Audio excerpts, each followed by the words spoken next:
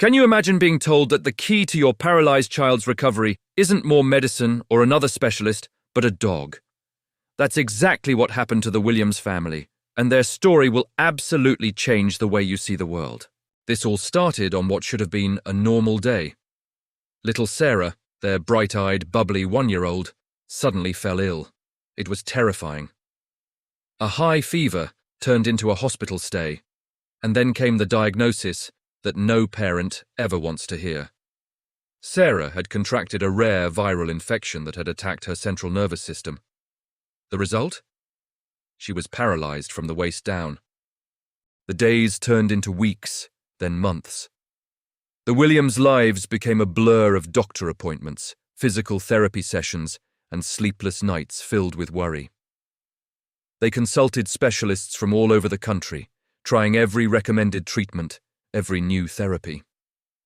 There were tiny glimmers of hope, a flicker of a toe, a slight twitch in her leg, but nothing substantial. The doctors were compassionate but realistic. They told the family to prepare for the possibility that Sarah might never walk.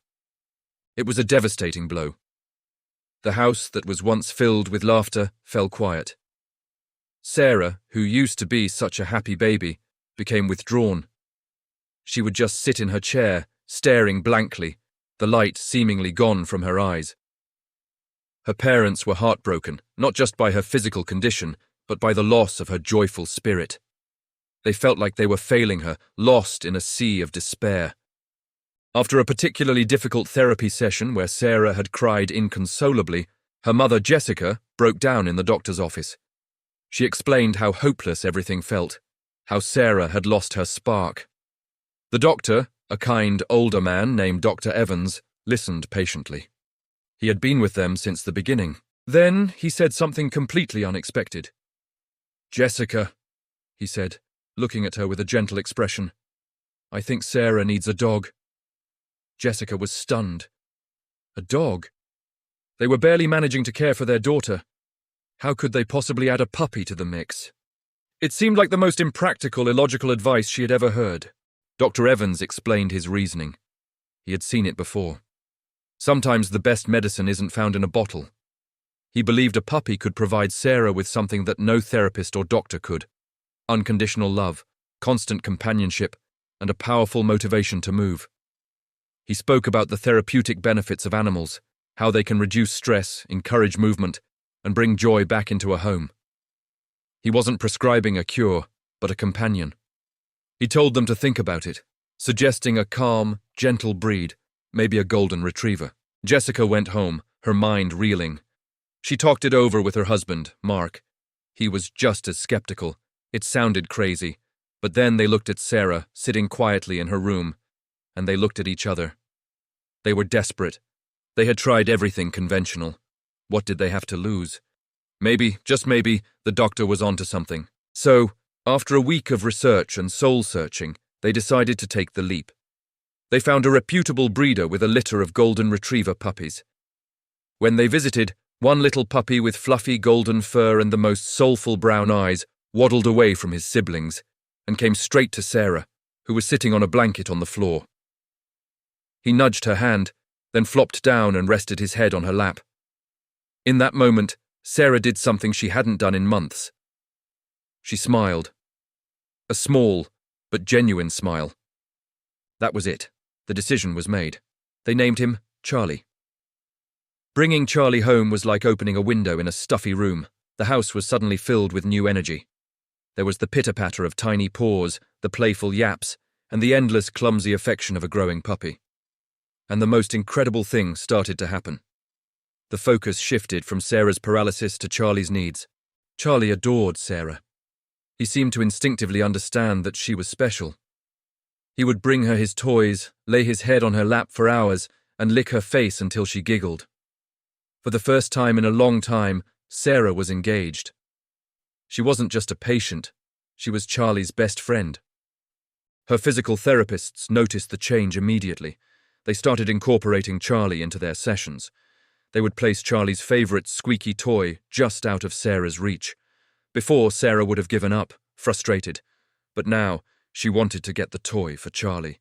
She would strain, her little face scrunched in concentration, trying to stretch her arm, trying to shift her body. Then came the first miracle. One afternoon, Jessica was on the floor with them. Charlie dropped his ball, and it rolled just under the sofa, a few feet away from Sarah's chair. Charlie whined, unable to reach it. He looked at Sarah with those big, pleading eyes. Sarah looked at the ball, then at Charlie. You could see the determination on her face. Slowly, painstakingly, she began to move. She wiggled and pushed with her arms, trying to propel herself forward. It was a movement they had never seen before. She was trying to crawl. She strained and grunted, her little body trembling with effort. Jessica watched, her heart in her throat, afraid to breathe. Sarah managed to drag herself a few inches. It was the most beautiful thing Jessica had ever seen. She finally reached the ball, grabbed it, and with a triumphant little cry, tossed it to a delighted Charlie. That was the turning point. From that day on, Sarah's motivation was unstoppable, and Charlie was her constant coach. She wanted to follow him, to play with him. The desire to interact with her furry friend drove her to push her physical limits every single day. Crawling became stronger, more coordinated. Then she started trying to pull herself up, using the furniture, using Charlie's sturdy back, anything to get on her feet. Her physical therapists were amazed. The progress she was making was beyond anything they had predicted. The muscles in her legs, which had been atrophied, were slowly but surely getting stronger. The neural pathways, which the virus had damaged, seemed to be reforming, driven by her sheer will and her love for her dog. The day she took her first unassisted step is a moment her parents will never forget. Charlie was trotting across the living room, and Sarah, holding onto the coffee table, let go. She looked at Charlie, a look of pure determination on her face. She took one wobbly step, then another, and another. She walked, unsteadily but on her own, right into her father's waiting arms, as Charlie jumped and barked around them, as if he knew exactly what a monumental achievement this was. Tears streamed down her parents' faces. It was a moment that had seemed impossible just a year earlier. It was a miracle, pure and simple. A miracle with 4 paws and a wagging tail. Today, Sarah is a happy, energetic little girl. She runs and jumps and plays just like any other child. You would never know the battle she fought and won. And right by her side, always, is Charlie. They are inseparable. He was more than a pet.